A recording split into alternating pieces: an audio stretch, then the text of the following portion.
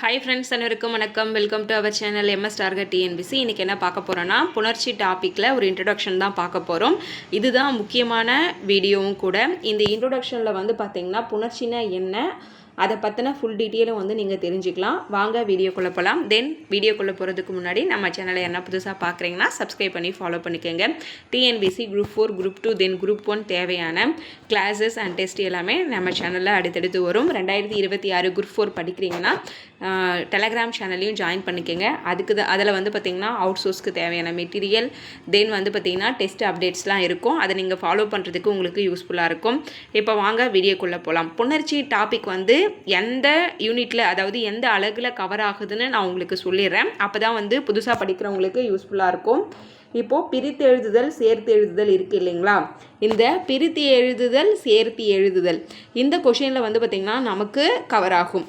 ஏன் பிரித்து எழுதுதல், சேர்த்து எழுதுதல் கவர் ஆகுது புணர்ச்சி அப்படின்னு கேட்டிங்கன்னா, நமக்கு புக் பேக்கில் இருக்கிற பிரித்தெழுதல், சேர்த்தெழுதல் வந்து இப்போ இருக்கிற ட்ரெண்டிங்கில் கேட்குறது கிடையாது. அவுட் சோர்ஸ்லேருந்து கேட்குறாங்க.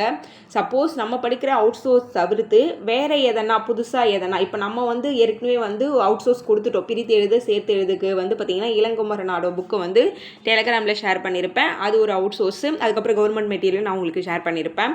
இதை தவிர்த்து புதுசாக எதனா நெக்ஸ்ட் குரூப் 4க்கு எடுக்கிறாங்க, நமக்கு தெரியாத ஒரு அவுட் சோர்ஸில் எடுக்கிறாங்க அப்படின்னா, உங்களுக்கு புணர்ச்சி விதிகள் வந்து தெளிவாக இருந்தீங்கன்னா, புதுசாக எதனா எழுத்துக்கள் தெரிஞ்சால் கூட நீங்கள் கெஸ் பண்ணுற அந்த ஆப்ஷன் வந்து மேக்ஸிமம் 90% கரெக்டாக இருக்கிறதுக்கு சான்சஸ் இருக்கும். அதுக்கு முதல்ல நீங்கள் வந்து பார்த்திங்கன்னா புணர்ச்சி விதிகள் வந்து தெரிஞ்சுக்கணும். ஓகேங்களா? வீடியோ ஃபுல்லாக ஸ்கிப் பண்ணாமல் பாருங்கள். வாங்க புணர்ச்சி வந்து எப்படி வந்து ஒர்க் ஆகுது என்னன்றது நம்ம பார்க்கலாம். புணர்ச்சினா ஃபஸ்ட்டு நீங்கள் என்னன்னு தெரிஞ்சுக்கணும். ஓகேங்களா? புணர்ச்சி வந்து தெரிஞ்சவங்களாக இருந்தாலும் சரி, இல்லை புணர்ச்சினா என்னன்னு தெரியாதவங்களாக இருந்தாலும் சரி, இந்த வீடியோவை ஒரு முறை பாருங்கள். புணர்ச்சி வந்து பார்த்திங்கன்னா அப்படியே உங்களுக்கு மைண்டில் நிற்கும். நான் வந்து ரொம்ப ஈஸியாக சிம்பிளாக தான் உங்களுக்கு சொல்லித்தர போகிறேன். ரொம்ப டஃப்பாலாம் வந்து நம்ம சொல்ல போகிறது கிடையாது. அதாவது 2 சொற்கள் இருக்கும். 2 சொற்கள் சேரும் பொழுது நமக்கு வந்து ஒரு மாற்றம் ஏற்படும். இப்போ பொன் ப்ளஸ் வளையல், இது வந்து 2 சொற்கள். ஓகேங்களா? அந்த 2 சொற்களும் வந்து சேரும்போது இடையில வந்து பார்த்திங்கன்னா மாற்றம் ஏற்படும், இல்லை மாற்றம் ஏற்படாமலும் இருக்கலாம். ஓகேங்களா? அப்படி ரெண்டும் சேரும்போது ஏதோ ஒரு விதமான மாற்றம் ஏற்படுது, ரெண்டும் ஜாயின் ஆகுதுன்னா அதுதான் நாம் என்ன சொல்கிறோன்னா புணர்ச்சின்னு சொல்கிறோம். சிம்பிளாக நீங்கள் இப்படி ஞாபகம் வச்சுக்கோங்க. 2 சொற்கள் ஒன்றோடு ஒன்று சேரும்போது இடையில் ஏற்படும் மாற்றம் தான் என்னன்னு சொல்கிறோம், புணர்ச்சின்னு சொல்கிறோம். அதுக்கு எக்ஸாம்பிள் வந்து பார்த்திங்கன்னா பொன் ப்ளஸ் வளையல்னு எடுத்துகிட்டு வந்திருக்கேன். இதெல்லாம் எங்கே இருக்குதுன்னு கேட்டிங்கன்னா புக்லேயே இருக்குது. அந்த புக் பிடிஎஃப்பும் நான் உங்களுக்கு டெலகிராமில் ஆல்ரெடி ஷேர் பண்ணியிருக்கேன். ஓகேங்களா? பொன் ப்ளஸ் வளையல், இதில் நீங்கள் முக்கியமாக புணர்ச்சியில் வந்து தெரிஞ்சிக்க வேண்டிய விஷயங்கள் வந்து பார்த்திங்கன்னா, நிலைமொழினா என்ன, வருமொழினா என்ன, நிலைமொழி ஈற்றெழுத்துனா என்ன, வருமொழி முதல் எழுத்துனா என்ன, அதுபோல் உயிர் முதல் மெய் முதல்னா என்ன, உயிரீறு மெய்யீறுனா என்ன, இந்த விஷயங்கள் எல்லாமே நீங்கள் தெரிஞ்சுக்கிட்டிங்கன்னா உங்களுக்கு புரிஞ்சுக்கிறதுக்கு ஈஸியாக இருக்கும். ஓகேங்களா? பொன் ப்ளஸ் வளையல், இதில் வந்து பார்த்திங்கன்னா பொன்றது வந்து பார்த்திங்கன்னா நிலைமொழி, வளையல்ன்றது வந்து பார்த்திங்கன்னா வருமொழி. இது வந்து தெளிவாக இருங்க. இது ஒரு சொல், அதாவது மொழி, கிளவி, பதம், இது எல்லாமே வந்து ஒரு சொல்ல தான் குறிக்கும். அதுதான் இவங்க நிலைமொழின்னு சொல்லியிருக்காங்க. நிலை சொல்லுன்னு சொல்லியிருந்தால் உங்களுக்கு புரிஞ்சிருக்கலாம் தெளிவாக. இங்கே நிலைமொழின்னு சொல்லியிருக்காங்க. சொல், பதம், கிளவி, எல்லா மொழி எல்லாமே வந்து சொற்களை தான் குறிக்கும். அப்போ பொன்றது வந்து நிலைமொழி, அதாவது நிலைமொழின்னா அங்கே ஸ்ட்ராங்காக இருக்கக்கூடிய ஒரு சொல்லுன்னு வச்சுக்கோங்க. இப்போ வளையல், இது வந்து வருமொழி, அது வந்து வரும் சொல், ரெண்டும் ஆட் ஆகும்போது வரக்கூடிய சொல் வருமொழின்னு சொல்கிறாங்க. ஓகேங்களா? இதில் இது வந்து நிலைமொழி, இது வருமொழி. இதில் பொன்னில் இன் இருக்குங்க இல்லைங்களா, அது வந்து நிலைமொழி ஈற்றெழுத்து. ஏன்னா இது ஃபுல்லாக நிலைமொழி, அதில் கடைசியில் இருக்கிற எழுத்து வந்து நிலைமொழி ஈற்றெழுத்து. வளையல், இது வந்து வருமொழி. வளையலில் வா என்பது என்னன்னு பார்த்தீங்கன்னா முதல் எழுத்து. ஓகேங்களா? வருமொழியில் ஃபஸ்ட்டு இருக்கக்கூடிய எழுத்துன்றதுனால இது முதல் எழுத்து, கடைசியில் இருக்கிற எழுத்துன்றதுனால இது ஈற்று எழுத்துன்னு சொல்கிறாங்க. ஈற்றுனா என்ன, கடைசி. அப்போ பொன் ப்ளஸ் வளையலில் இன்னுன்றது வந்து நிலைமொழி, வான்றது வந்து பார்த்திங்கன்னா வருமொழி. வருமொழி முதல் எழுத்து, இது நிலைமொழி ஈற்று எழுத்து. அவ்வளோதான் விஷயம். ஓகேங்களா? பொன்னுன்றது நிலைமொழி, வளையல்ன்றது வருமொழி.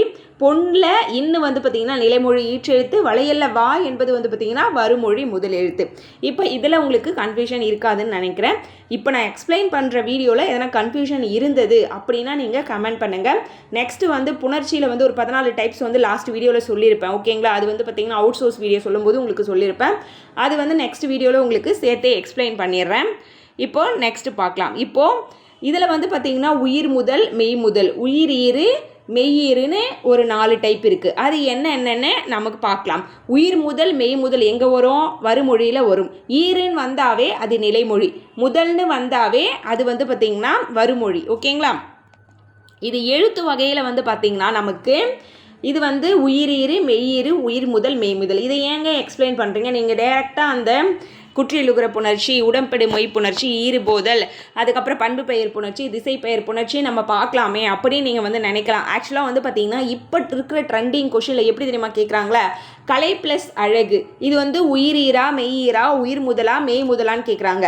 மண் ப்ளஸ் குடம் இது மெய்யீரா உயிர் முதலா மெய் முதலா உயிரிரான்னு சொல்லிட்டு இந்தாண்ட பக்கம் இருக்கிற கொஷின் வந்து நமக்கு கொஷினாக வச்சுட்டு ஆப்ஷனில் வந்து பார்த்தீங்கன்னா இந்த 4 ஆப்ஷனும் செட் பண்ணுற மாதிரி கொஷின் இருக்குது. என்னோட ப்ரீவியஸ் இயர் கொஷின் ரெஃபரன்ஸ்லாம் நீங்கள் பார்த்துருந்தீங்கன்னா உங்களுக்கு கண்டிப்பாக இது தெரிஞ்சிருக்கும். கலை ப்ளஸ் அழகு எக்ஸாம்பிளுக்கு சொல்கிறேன் பாருங்கள் எப்படி கொஷின் கேட்குறாங்கன்னு. கலை ப்ளஸ் அழகு இதில் உயிர் ஈருன்னு எது சொல்கிறாங்கன்னா இதுதான். ஈருனா நான் உங்களுக்கு ஏற்கனவே சொல்லியிருக்கேன். ஈருனாவே நீங்கள் செக் பண்ண வேண்டியது நிலைமொழி, முதல்னா நீங்கள் செக் பண்ண வேண்டியது வருமொழி. இதை கொடுத்துட்டு நமக்கு என்னன்னு கேட்குறாங்க, நீங்கள் தவறுதலாக என்ன பண்ணிடலாம், உயிர் முதல்னு கூட போட்டுடலாம். ஓகேங்களா? ஏன்னா இது ஃபஸ்ட்டில் இருக்கிறதுனால நீங்கள் என்ன நினச்சிருப்பீங்க, ஃபஸ்ட் எழுத்து அப்போ உயிர் முதல் அப்படின்னு நினச்சிப்பீங்க. அப்படி நினைக்கக்கூடாது. நிறைய பேருக்கு கன்ஃபியூஸ் ஆகிறதே அதான். கலை இதில் இல்லு ப்ளஸ் ஐ இப்படி பிரிக்கணும். ஓகேங்களா? பிரிக்கும்போது இது ஐ வந்து கடைசியாக வரும். அப்போ கலையில் ஐ வந்து பார்த்திங்கன்னா உயிர் ஈறு, அதனால தான் வந்து இது உயிர் ஈருன்னு சொல்கிறாங்க. மண் இது டைரெக்டாக நம்ம பிரிக்க வேணாம், டைரெக்டாகவே இருக்குது மெய் ஈறு. ஈருனாவே நீங்கள் நிலைமொழி செக் பண்ணணும். நிலைமொழினா ஃபஸ்ட்டில் இருக்கிறது நிலைமொழி, செகண்ட் இருக்கிறது வந்து பார்த்திங்கன்னா வருமொழி. இப்போ உயிர் முதல் இலை ஈ வந்து ஃபஸ்ட்டு இருக்குது. அப்போ வருமொழியில் முதல் இருக்கிறது உயிர் முதல். மெய் முதல் இப்போ மெய் முதல் மரம் இருக்குங்களா, மரத்தில் மா வந்து பார்த்திங்கன்னா மெய் எழுத்து. எப்படி மெய் எழுத்துன்னு சொல்கிறீங்க, இம்மு ப்ளஸ் ஆன்னு பிரிக்கணும். ஓகேங்களா? இம்மு ப்ளஸ் ஆ சேர்ந்து தான் மாவா மாறி இருக்கு. அப்போ இம்மு என்னாச்சு, அது வந்து மெய் முதல். இப்படி வந்து டைரெக்டாகவே நமக்கு வந்து கொஷின் வந்து எக்ஸாமில் கேட்குறாங்க. இவ்வளோ டீட்டெயிலாக நம்ம பார்க்கணுன்னா பார்த்து தான் ஆகணும். நிறைய கொஷினுக்கு வந்து இது பேசிக். ஓகேங்களா? இப்போ கிட்டத்தட்ட சேர்த்து எழுதுகளை 2 பிரித்து எழுதுகளை 2 வந்து மேக்ஸிமம் 4 கொஷின் கேட்பாங்க. 4 கொஷினாக கிட்டத்தட்ட ஒரு 6 மார்க்கு. மினிமம் வந்து 2 கொஷினாவது கேட்பாங்க. அப்படி கேட்டாங்கன்னா 3 மார்க்கு. இந்த சின்ன சின்ன விஷயங்கள் தெரிஞ்சுக்கிறது மூலயமாக அதை நம்ம மிஸ் பண்ணாமல் இருக்கலாம். ஓகேங்களா? ஏன்னா கஷ்டமான கொஷின் வரும், ஈஸியான டாபிக் வந்து நம்ம மிஸ் பண்ணாமல் இருக்கலாம். அடுத்து இது பார்த்தீங்களா, இப்போ நம்ம வந்து பார்த்தது வந்து பார்த்திங்கன்னா புணர்ச்சினா என்னன்னு பார்த்துட்டோம். அதாவது 2 சொற்கள் சேரும்போது ஏற்படும் மாற்றம் தான் புணர்ச்சி. அதில் வந்து பொன் ப்ளஸ் வளையல் வந்து உங்களுக்கு எக்ஸாம்பிளாக வச்சுருக்கேன். அதில் நிலைமொழி வருமொழி பார்த்தோம், நிலைமொழி ஈற்றெழுத்து பார்த்தோம், வருமொழி முதல் எழுத்து பார்த்தோம். அதற்கு அடுத்து உயிர் முதல் மெய் முதல் உயிரீறு மெய்யீறு நம்ம பார்த்துருக்கோம். இதில் எதுவும் டவுட் இருக்காதுன்னு நினைக்கிறேன். டவுட் இருந்தாலும் கமெண்ட் பண்ணுங்கள்.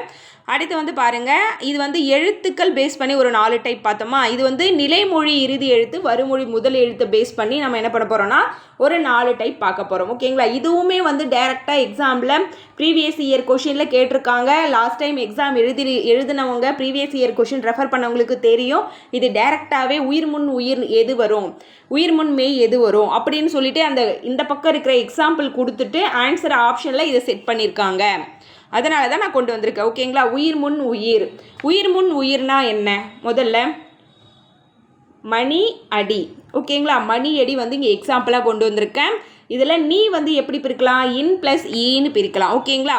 இதில் ஈ என்னவா இருக்குது, உயிராக இருக்குது. ஆ என்னவா இருக்குது, உயிராக இருக்குது. இந்த உயிர் முன்னாடி இந்த உயிர், அதாவது நிலைமொழி இறுதி எழுத்தை செக் பண்ணணும், வருமொழி முதல் எழுத்தை செக் பண்ணணும். இது 2ம் செக் பண்ணிங்கனாவே உங்களுக்கு தெரிஞ்சிடும். மணி ப்ளஸ் அடி, அதில் ஈ வந்து பார்த்திங்கன்னா உயிர், அந்த உயிருக்கு முன்னாடி இன்னொரு உயிர், வருமொழியோட முதல் எழுத்தும் உயிர். அப்போது உயிர் முன் உயிர். அப்போ இந்த ஆப்ஷனை தான் நீங்கள் சூஸ் பண்ணணும். நெக்ஸ்ட்டு உயிர் முன் மெய். பனி ப்ளஸ் காற்று, அந்த நீ எப்படி பிரிப்பீங்க, இன்னு ப்ளஸ்ஸு ஈன்னு பிரிக்கலாம். ஓகேங்களா? ஈ என்னாச்சு, உயிர் எழுத்து. அப்போ இது உயிர். உயிர் முன் மெய். கா எப்படி பிரிக்கலாம், இக்கு ப்ளஸ் ஆன்னு பிரிக்கலாம். அதில் இக்கு தான் ஃபஸ்ட்டு நம்ம எடுத்துக்கணும். ஓகேங்களா? ஏன்னா நிலைமொழின்னு வரும்போது நீங்கள் இறுதி எழுத்தை செக் பண்ணணும், வருமொழின்னு இருக்கும்போது நீங்கள் முதல் எழுத்தை செக் பண்ணணும். அப்போ வந்து இக்கு வந்து பார்த்திங்கன்னா நமக்கு மெய் எழுத்து. உயிருக்கு முன்னாடி ஈக்கு முன்னாடி நமக்கு மெய் எழுத்து இருக்குது. அப்போ உயிர் எழுத்துக்கு முன்னாடி மெய் எழுத்து. அப்போ உயிர் முன் மெய். அடுத்து மெய் முன் உயிர். மெய் ஆல் இதில் வந்து பார்த்திங்கன்னா நிலைமொழியின் ஈற்றெழுத்து மெய் எழுத்து. வந்து பார்த்திங்கன்னா உயிரெழுத்து. டைரெக்டாகவே வெளிப்படையாகவே இருக்குது. மெய் முன் உயிர். அடுத்து மெய் முன் மெய். இதில் என்பது மெய் எழுத்து டைரெக்டாகவே இருக்குது. கீ எப்படி பிரிக்கலாம்? இக்கு ப்ளஸ் ஈன்னு பிரிக்கலாம். ஓகேங்களா? அப்போ மெய் முன் மெய். ஓகேங்களா? இது வரைக்கும் உங்களுக்கு எந்த டவுட்டும் இருக்காதுன்னு நினைக்கிறேன். நான் வந்து சிம்பிளாக தான் உங்களுக்கு சொல்லிகிட்டு இருக்கேன். நிறைய எக்ஸாம்பிள் கூட கொண்டு வரல. ஓகேங்களா? நம்ம சிம்பிளாக முதல்ல சொல்லி புரிஞ்சிக்கலாம். நெக்ஸ்ட்டு நிறைய எக்ஸாம்பிள் பார்க்க வேண்டிய நிறைய பின்னாடி டாபிக்ஸ்லாம் இருக்குது. ஓகேங்களா? இப்போது புணர்ச்சி வகைகள் வந்து நம்ம பார்க்கலாம். இது வரைக்கும் நம்ம பார்த்தது என்னன்னு பார்த்தீங்கன்னா, புணர்ச்சினா என்னன்னு பார்த்துருக்கோம். அதில் நிலைமொழி, வருமொழி, நிலைமொழி இறுதி எழுத்து, முதல் எழுத்து. அதில் வந்து பார்த்திங்கன்னா ஒரு 4 டாபிக், எழுத்தில் வந்து 4 டாபிக் இருக்குது. அதுக்கப்புறமா நிலைமொழி வருமொழி வச்சு ஒரு 4 டாபிக் இருக்குது. நம்ம இதில் தெரிஞ்சுக்க வேண்டியது உயிரீறு, மெய்யீறு, உயிர் முதல் மெய் முதல், அப்புறம் உயிர் முன் உயிர், உயிர் முன் மெய், மெய் முன் உயிர், மெய் முன் மெய். ஓகேங்களா? இதெல்லாம் வந்து நீங்கள் தெளிவாக இருந்தீங்கன்னா டேரெக்டாக ஃபார்முலாஸ், அதாவது இலக்கணம், இது வந்து டேரெக்டாக கேட்டால் கூட எக்ஸாமில் நமக்கு மார்க் வந்து அப்படியே அடிச்சிடலாம். இப்போ புணர்ச்சியோட வகைகளுக்கு வரலாம். இயல்பு புணர்ச்சி, விகார புணர்ச்சின்னு 2 இருக்குது. இயல்பு புணர்ச்சினா என்ன? விகார புணர்ச்சினா என்ன? இயல்பு புணர்ச்சினா நிலைமொழியின் ஈற்றெழுத்தும் வருமொழியின் முதல் எழுத்தும் சேரும் பொழுது எந்தவித மாற்றமும் நிகழாமல் இருந்தால் அது இயல்பு புணர்ச்சி. எதுவுமே இல்லாமல் வர எழுத்து அப்படியே எந்தவித மாற்றமும் இல்லாமல் ஒன்று சேர்ந்துச்சுன்னா அது இயல்பு புணர்ச்சி. விகார புணர்ச்சினா இங்கே மாற்றம் ஏற்படும். நிலைமொழியின் ஈற்றெழுத்தும் வருமொழியின் முதல் எழுத்தும் சேரும் பொழுது இடையில் ஏதாவது ஒரு மாற்றம் ஏற்பட்டால் அது வந்து நம்ம என்ன சொல்லுவோம்? விகார புணர்ச்சின்னு சொல்லுவோம். விகார புணர்ச்சி. இயல்பு புணர்ச்சியில் எந்த டைப்பும் கிடையாது. விகார புணர்ச்சியில் 3 டைப் இருக்குது. என்னென்னு பார்த்தீங்கன்னா தோன்றல், திரிதல், கெடுதல். என்னென்ன? தோன்றல், திரிதல், கெடுதல். இப்போ தோன்றல் அப்படின்னு இப்போ நம்ம இயல்பு புணர்ச்சி நான் உங்களுக்கு சொல்லிவிட்டு அதுக்கப்புறம் விகார புணர்ச்சிக்கு வரேன். இயல்பு புணர்ச்சி வாழை ப்ளஸ் மரம். வாழை மரம் நடுவில் வந்து பார்த்திங்கன்னா எந்தவித எழுத்தும் தோணலை, எந்தவித எழுத்தும் உருவாகலை, ஒரு எழுத்து இன்னொரு எழுத்தாக மாறலை, இப்படி எந்தவித மாற்றமும் இல்லை என்றால் அது வந்து இயல்பு புணர்ச்சி. இப்போ மண் ப்ளஸ் மலை, மண்மலை, எந்த ஒரு மாற்றமும் ஏற்படலை. பொன் ப்ளஸ் வளையல், பொன் வளையல். செடி ப்ளஸ் கொடி, வாழை ப்ளஸ் மரம், இது போல் எந்த ஒரு மாற்றமும் இல்லைன்னா அது இயல்பு புணர்ச்சி. விகார புணர்ச்சி தோன்றல் எடுத்துக்கலாம். நுழைவு ப்ளஸ் தேர்வு, நுழைவு தேர்வு. நடுவில் இத்துன்ற அதாவது நிலைமொழி நீட்டெழுத்துக்கும் வருமொழியின் முதல் எழுத்துக்கும் சென்ட்ராக வந்து புதுசாக ஒரு எழுத்து தோன்றிருக்கு. இது தோன்றல் விகார புணர்ச்சின்னு சொல்லுவாங்க. திரிதலில் வந்து பார்த்திங்கன்னா கல் ப்ளஸ் சிலை. இப்போது இல்லு வந்து என்னவா மாறி இருக்கு? இர்ரா மாறி இருக்கு. அப்போ ஒரு எழுத்து இன்னொரு எழுத்தாக திரிஞ்சிருக்கு. அதனால் வந்து இது திரிதல் விகார புணர்ச்சி. கல் ப்ளஸ் சிலை, கற்சிலை. கெடுதல் மரம் ப்ளஸ் வேர், மரவேர். இப்போ வந்து இங்கே கெட்டிருக்கு. அப்போ கெடுதல் விகார புணர்ச்சி, மரவேர். இதில் இவ்வளோதான் எக்ஸாம்பிள் இருக்குன்னு கேட்டிங்கன்னா நிறைய எக்ஸாம்பிள் இருக்குது புக்கில். ஓகேங்களா? உங்களுக்கு சிம்பிளாக வந்து ஒன்று வச்சு எக்ஸ்பிளைன் பண்ணணுன்றதுக்காக தான் வந்து சிம்பிளாக எடுத்துகிட்டு வந்திருக்கேன். நிறைய எடுத்துகிட்டு வந்தாலும் உங்களுக்கு கன்ஃபியூஷன் பண்ணுற மாதிரி இருக்கும். ஏன்னா புணர்ச்சி நல்லா தெரிஞ்சவங்களும் இருப்பீங்க. புதுசாக புணர்ச்சினா என்னன்னு தெரியாதவங்களும் வந்து நிறைய பேர் வீடியோஸ் பார்க்கலாம். அவங்களுக்காக தான் இவ்வளோ சிம்பிளாக சொல்லிட்டு இருக்கேன். இதுக்கான PDF ஆல்ரெடி வந்து நான் டெலகிராமில் கொடுத்துருக்கேன். ஓகேங்களா? புக்கில் இருக்கிறதுனா உங்களுக்கு எடுத்துகிட்டு வந்திருக்கேன். புதுசாக எதுவுமே கிடையாது. இது வந்து பார்த்திங்கன்னா இந்த வீடியோ நம்ம இப்போ என்ன பார்த்துருக்கோம்? புணர்ச்சினா என்னன்னு பார்த்துருக்கோம். நிலைமொழி, வருமொழி, நிலைமொழி இறுதி எழுத்து, வருமொழி முதல் எழுத்து, உயிர் முதல் மெய் முதல், உயிரீறு, மெய்யீறு, இது எல்லாமே நம்ம இதில் பார்த்துருக்கோம். புணர்ச்சியோட வகைகள் பார்த்துருக்கோம். இது வந்து பேசிக். இது தெரிஞ்சாதான் இதுக்கப்புறம் நம்ம என்னென்ன பார்க்க போகிறோம் அப்படின்னு கேட்டிங்கன்னா உடம்படு மெய்னா என்னென்னு பார்க்க போகிறோம். குற்றியலுகர புணர்ச்சி, குற்றியலிகர புணர்ச்சி, முற்றியலுகர புணர்ச்சி, இயல்பீறு, விதியீறு புணர்ச்சி, பூப்பெயர் புணர்ச்சி, மெய்யீற்று புணர்ச்சி, தனிக்குறில் முன் ஒற்று புணர்ச்சி, மகர ஈற்று புணர்ச்சி, பண்பு பெயர் புணர்ச்சி, திசை பெயர் புணர்ச்சி, எண்ணு பெயர் புணர்ச்சி, இயல்பு புணர்ச்சி, மெய்யீற்று புணர்ச்சின்னு சொல்லிட்டு இந்த 14 வகைகள் வந்து மிக மிக முக்கியமானது. இதில் வந்து சென்ட்ராக வந்து பார்த்திங்கன்னா நாம் வந்து ஃபார்முலாஸ்லாம் வந்து யூஸ் பண்ணுவோம். அதாவது உயிர் வரி, நுக்குரல், மெய்விட்டு ஓடும், நன்னூலில் யூஸ் பண்ணியிருப்பாங்க, நன்னூலில் சொல்லியிருப்பாங்க. அதெல்லாம் நம்ம யூஸ் பண்ணி என்ன பண்ணுவோம்? நாம் அந்த சேர்த்து எழுதுகள் பிரித்து எழுதுகளாக இருக்குது இல்லைங்களா, அதை நம்ம வந்து கண்டுபிடிப்போம். இப்போது புணர்ச்சியில் உங்களுக்கு எந்த வித டவுட்டும் இருக்காதுன்னு நினைக்கிறேன். இதில் வர டைப்ஸ் இப்போ நான் சொன்னேன் இல்லைங்களா, இந்த 14 டைப்ஸ், இது வந்து உங்களுக்கு 2 வீடியோவாக ஸ்ப்ளிட் பண்ணி கூட இல்லை 3 வீடியோவாக ஸ்ப்ளிட் பண்ணி கூட நான் பொறுமையாக உங்களுக்கு ஒவ்வொரு புணர்ச்சியும் எக்ஸ்பிளைன் பண்ணிடுறேன். ஏன்னா இது மனசில் நின்னா உங்களுக்கு 4 கொஷின் கன்ஃபார்ம். எப்படி கேட்டாலும், புக்கில் இருந்து கேட்டாலும் சரி, அவுட் சோர்ஸ்லேருந்து கேட்டாலும் சரி, இல்லை புணர்ச்சியோட வகைகள் கேட்டாலும் சரி, புணர்ச்சி விதியே கேட்டாலும் சரி, உங்களுக்கு வந்து அந்த 4 கொஷின்றது வந்து கன்ஃபார்ம் ஆகிடும். ஓகேங்களா?